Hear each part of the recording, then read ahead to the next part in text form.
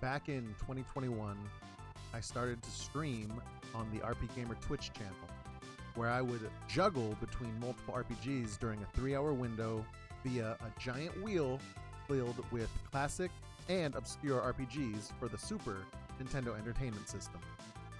It was hectic, it was chaotic, it got messy at times, but eventually I started beating games during my stream. I wanted to put pen to paper and classify these games based off how well I enjoyed them, how good they are compared to other SNES RPGs, and if I would ever want to replay these games again. With that said, let's get to the first game I ever beat on my retro stream. Ys 3, Wanderer from Ys.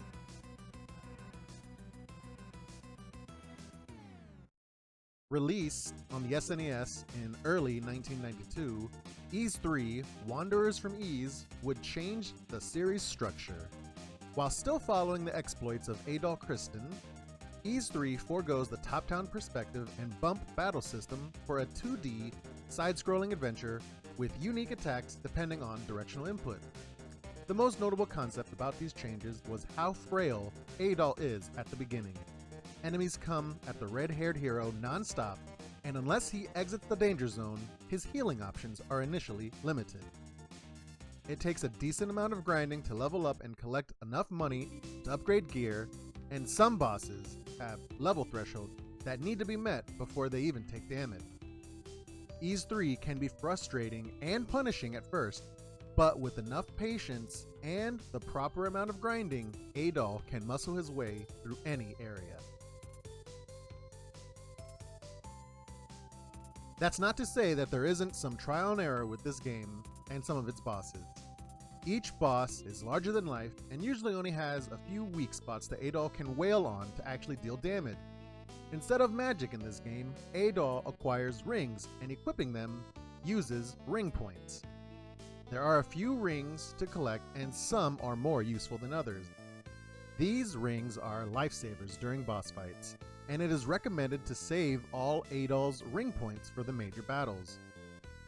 Thankfully, you can save almost anywhere in the game, so as long as the players are diligent and prepared, backtracking isn't that big of a hassle. Ys 3 looks fine for a game originally created in the late 1980s.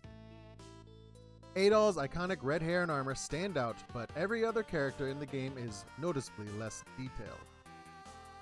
The story is simple, if not a tad shallow. Adol travels with his longtime buddy Dogi back to Dobi's hometown, where there is a disturbance that Adol quickly finds himself caught up in.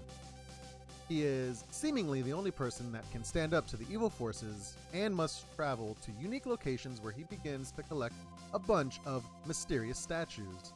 This culminates in a final battle that, without save states, would have taken this reviewer quite a substantial amount of time to complete. Accompanying Adol is a snazzy soundtrack arranged by longtime series composer Mieko Ishikawa. Her music is one of the stronger aspects of the game, as every track brings life and atmosphere to Adol's journey. When picking this game back up, that familiar music ushered in a wave of nostalgia that brought me back to the 90s. Ultimately, Ys 3, Wanderers from Ys was a game I rented a lot as a kid, but never was able to beat until I began doing these retro streams at RP Gamer. It was my first game completed, so it will always have a special place in my heart. I can easily see myself going back to this game, even if there is a more recent remake out there. The original is fine for me, as it ties directly to my childhood. With its vibrant soundtrack and quick-paced combat, Ys 3 stands the test of time.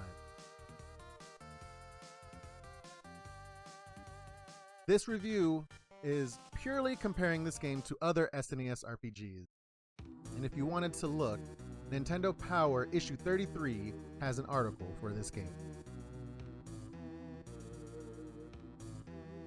RP Gamer scored this game a 3.5 out of 5.